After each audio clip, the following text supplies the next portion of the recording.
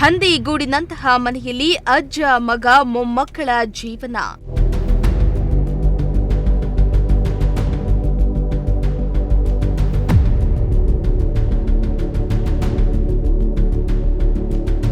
ದಲಿತರ ಪಾಲಿಗೆ ರಸ್ತೆಯಲ್ಲೇ ಸ್ನಾನ, ಚರಂಡಿಯೇ ಶೌಚಾಲಯ.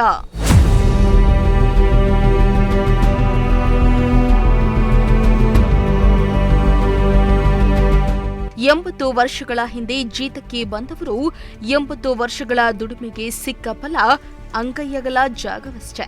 ಹಂದಿಗೂಡಿನಂತಹ ಜಾಗದಲ್ಲಿ ಅಜ್ಜ ಅಜ್ಜಿ, ಅಪ್ಪ ಅಮ್ಮ, ಮೊಮ್ಮಕ್ಕಳ ಸಂಸಾರ. ಮನೆಯಲ್ಲಿ ಮಲಗಲು ಜಾಗವಿಲ್ಲದೆ ರಸ್ತೆಯಲ್ಲಿ ಸ್ನಾನ, ಚರಂಡಿಯೇ ಶೌಚಾಲಯವಾಗಿದೆ. ಅಲೆಮಾರಿಗಳಿಗಿಂತ ಹೀನ ಸ್ಥಿತಿಯಲ್ಲಿ ಬದುಕುತ್ತಿದ್ದಾರೆ ಈ ದಲಿತರು.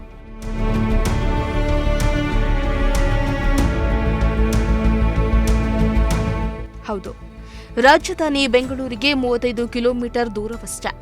ಆದರೆ ಈ ದಲಿತರ ನೋವಿನ ಕೂಗು ಮಾತ್ರ ಅಧಿಕಾರಿಗಳ ಕಿವಿಗೆ ಬಿದ್ದಿಲ್ಲ, ಜನಪ್ರತಿನಿಧಿಗಳ ಕಣ್ಣಿಗೆ ಕಂಡಿಲ್ಲ.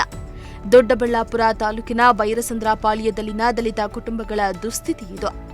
ಸವರ್ಣೀಯರ ಮನೆಯಲ್ಲಿ ಜೀತಕ್ಕೆಂದು 3 ದಲಿತ ಕುಟುಂಬಗಳು ಬೈರಸಂದ್ರ ಗ್ರಾಮಕ್ಕೆ ಬಂದಿದ್ವು.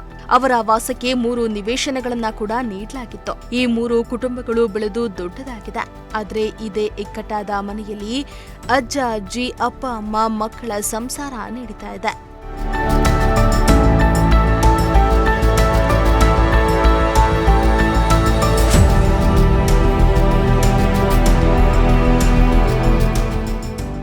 ಈ ಹಿಂದೆಯೇ ಜೀತ ಬಿಟ್ಟಿರುವ ದಲಿತರು ಕೂಲಿ ಕೆಲಸಕ್ಕೆ ಹೋಗ್ತಾರೆ.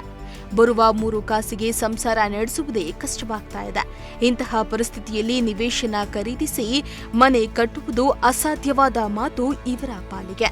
ಆಶ್ರಯ ಯೋಜನೆಯಡಿ ನಿವೇಶನ ಕೊಡುವಂತೆ ಅರ್ಜಿಯನ್ನ ಹಾಕ್ತಲೇ ಬಂದಿದ್ದಾರೆ. ಆದರೆ ಪಂಚಾಯಿತಿಯಿಂದ ಕೊಡ್ತಾ ಇರುವ ಉತ್ತರ ಸರ್ಕಾರ ಜಾಗ ಇಲ್ಲ ಎಂದು ಹೇಳ್ತಿದ್ದಾರೆ. ಏನ್ ಸ್ವಾಮಿ ಮಾಡ್ತೀರಾ? ಮಾಡ್ತೀವಿ ಹಾಕ್ರಿ ಅಂತಾರೆ. ಯಾವಾಗ ಬಂದಿತ್ತು ನೀವು ಇಲ್ಲಿಗೆ? ನಾವಾಗ ಒಂದು 80 ವರ್ಷ ಆಗಿದೆ. ಹೆಂಗ್ ಬಂದ್ವಿ ಅಂದ್ರೆ ಇಲ್ಲಿ ನಮಗೆ ಹೊಸ್ದಾಗಿ ಕರ್ಕೊಂಬಂದಿದ್ರು.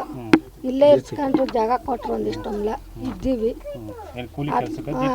ಕೂಲಿ ಕೆಲ್ಸಕ್ಕೆ ಸೈಟು ಚಾಕರಿ ಮಾಡಬೇಕು ಅಂತ ಕರ್ಕೊಂಬಂದವಾಗ ಮಾಡ್ತಾ ಇದ್ವಿ.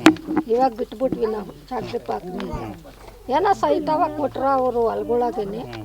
ಏನೋ ಇವಾಗ ಆ ಸೈಟಾಗ ಇದ್ದೀವಿ ಸ್ವಾಮಿ, ಇದ್ದೀವಿ. ಇವಾಗ ಸರ್ಕಾರದ್ದು ಅನ್ನೋದು ಏನೂ ಇಲ್ಲ ನಮಗೆ. ಸರ್ಕಾರದ್ದೇ ನಮಗೆ ಇದಿಲ್ಲ.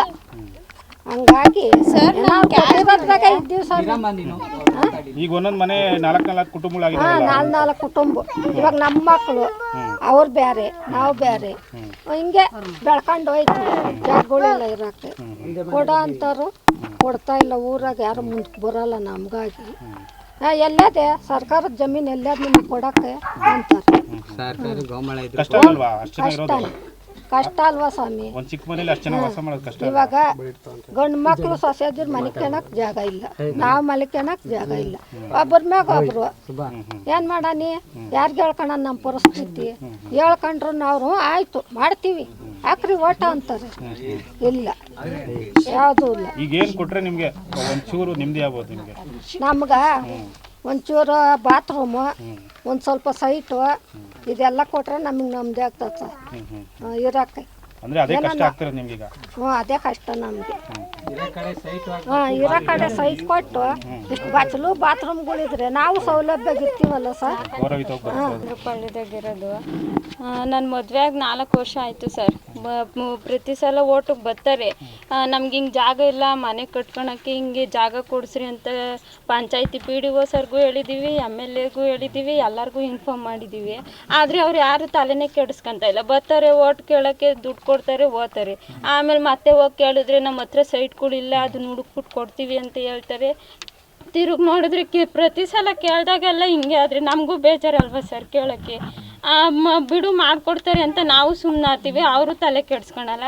ಇದು ಹಿಂಗೆ ಮುಂದುವರ್ಕೊಂಡು ಇಷ್ಟು ವರ್ಷಕ್ಕೆ ಬಂದೈತಿ.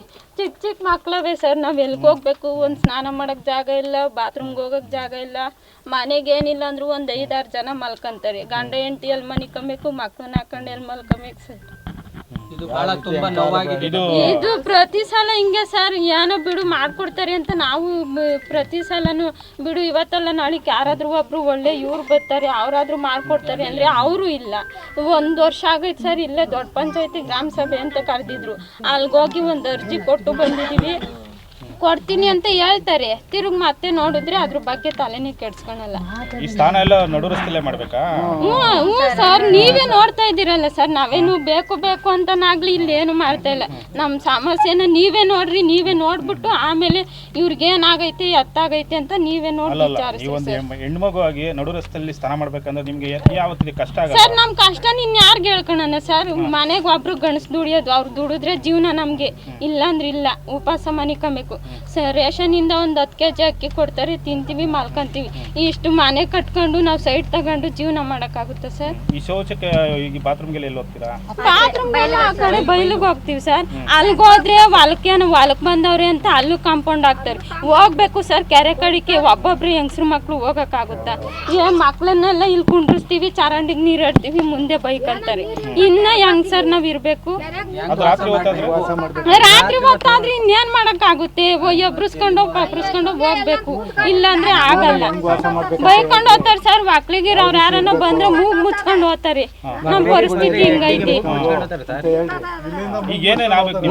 ಸರ್. ನಮ್ಗೆ ಏನು ಬೇಡ, ನಾವ್ ಅವ್ರ ಹತ್ರ ಕೇಳೋದಿಷ್ಟೇ, ನಮ್ಗೆ ಎಲ್ಲಾದ್ರೂ ಸೈಟ್ ಕೊಡಿಸಿ ಒಂಚೂರು ಮನೆ ಕಟ್ಟಿಸ್ಕೊಡ್ಲಿ ಅಷ್ಟೇ, ಇನ್ನೇನು ಕೇಳಲ್ಲ. ಒಂದ್ ಬಾತ್ರೂಮು, ಒಂದ್ ಮನೆ, ಒಂದ್ ಜಾಗ ಅಷ್ಟೇ, ಇನ್ನೇನು ಕೇಳಲ್ಲ ಸರ್. ನಮ್ಗೇನ ವಜ್ರ ಕೊಡ್ರಿ, ಇದ್ ಕೊಡ್ರಿ, ಅದ್ ಕೊಡ್ರಿ ಅಂತ ಏನು ಕೇಳ್ತಿಲ್ಲ ಸರ್. ನಮಗೆ ಸೈಟ್ ಬೇಕು, ಒಂದ್ ಮನೆ ಕಟ್ಕೊಡ್ಬೇಕು ಅಷ್ಟೇ ಸರ್. ದಲಿತ ಮುಖಂಡರಾದ ನರೇಂದ್ರ ಮೂರ್ತಿ ಮಡೇಶ್ವರ್ ಮಾತನಾಡಿ, ಬೈರಸಂದ್ರ ಗ್ರಾಮದಲ್ಲಿ 40ಕ್ಕೂ ಹೆಚ್ಚು ದಲಿತ ಮಹಿಳೆಯರಿದ್ದಾರೆ. ಅವರ ಪಾಲಿಗೆ ಸ್ನಾನ ಮಾಡುವುದು ಚಿತ್ರ ಹಿಂಸೆಯೇ. ಯಾರಾದ್ರೂ ನೋಡ್ತಾರೇನೋ ಅನ್ನೋ ಅಂಜಿಕೆಯಲ್ಲಿ ಸ್ನಾನ ಮಾಡಬೇಕು. ಮಳೆ ಬಂದ್ರೆ ಸ್ನಾನ ಮಾಡಲು ಸಾಧ್ಯ ಆಗಲ್ಲ. ಬಹಿರ್ದೆಸೆಗಾಗಿ ಮಕ್ಕಳನ್ನ ದೂರಕ್ಕೆ ಕರೆದುಕೊಂಡು ಹೋಗಲು ಸಾಧ್ಯವಾಗದೆ ಮನೆ ಮುಂದಿನ ಚರಂಡಿಯಲ್ಲಿ ಬಹಿರ್ದೆಸೆ ಮಾಡಿಸಿ ನೀರು ಹಾಕ್ತಾರೆ. ಇದೇ ದಾರಿಯಲ್ಲಿ ಬರುವ ಸವರ್ಣೀಯರು ಮೂಗು ಮುಚ್ಕೊಂಡು ಹೋಗ್ತಾರೆ. ಇಂತಹ ಹೀನಾಯ ಸ್ಥಿತಿಯಲ್ಲಿ ಬದುಕ್ತಿದ್ದಾರೆ. ಗೌರವಯುತ ಜೀವನ ಮಾಡಬೇಕಾದ್ರೆ ಅವರಿಗೆ ನಿವೇಶನದ ಅಗತ್ಯವಿದೆ ಎಂದಿದ್ದಾರೆ.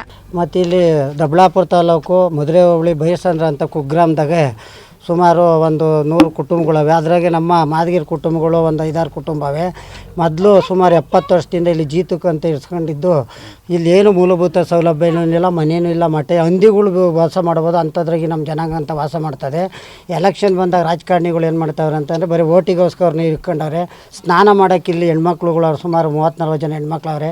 ಬೀದಿಗೆಲ್ಲ ಓಡಾಡಬೇಕಾದ್ರೆ ರಸ್ತೆಗೆ ಮಾಡ್ಕೊಬೇಕು ಅಂತ ತಟ್ಟಿಗೆ ಕಟ್ಕೊಂಡವ್ರೆ. 70 ವರ್ಷ ಸ್ವಾತಂತ್ರ್ಯ ಬಂದು ಇಷ್ಟು ವರ್ಷ ಆದರೂ ಇಂಥವ್ರು ನಮ್ಮ ಜನಾಂಗ ಹಿಂಗದೆ ಅಂತೇಳಿ ನಮಗೆ ಸೂಚನೆ ಆಯಿತು. ನಮ್ಮ ಸಂಘಟನೆಗೆ ಗೊತ್ತಾಯಿತು.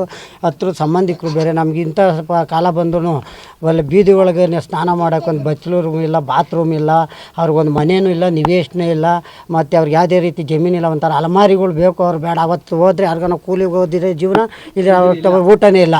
ಸುಮಾರು ಇಷ್ಟು ಜನ ಹೆಣ್ಮಕ್ಳು, ಇಷ್ಟು ಜನ ಅವ್ರು ಕೆಲವರು ಎಷ್ಟು ಬೇರೆ ಬೇರೆ ಊರುಗಳಿಗೆ ಕೆಲಸಕ್ಕೆ ಹೋಗೋರು ಇಲ್ಲಿ ನೆಲೆ ಇಲ್ದಿದ್ದಕ್ಕೋಸ್ಕರ ದಯಮಾಡಿ ಈ ಗ್ರಾಮದ ಕಡೆ ಯಾವ ಆಡಳಿತನೂ, ಯಾವ MLA ಸರ್ಕಾರ ಯಾರೇ ಗಮನ ಹರಿಸ್ತಿಲ್ಲ. ಒಟ್ಟು ಬಂದ ಮಾತ್ರ ಆಶ್ವಾಸನೆ ಕೊಟ್ಟು ಹೋಗಿರ್ತಾರೆ.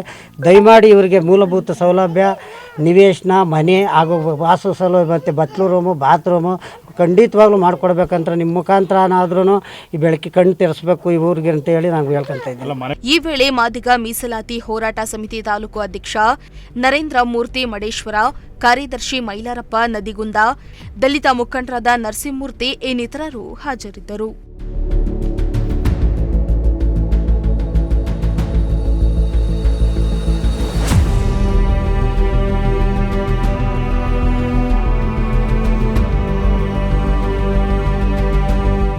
ಮೋಹನ್ ಕುಮಾರ್, ಪ್ರಜಾಶಕ್ತಿ ಟಿವಿ, ಚಿಕ್ಕಬಳ್ಳಾಪುರ.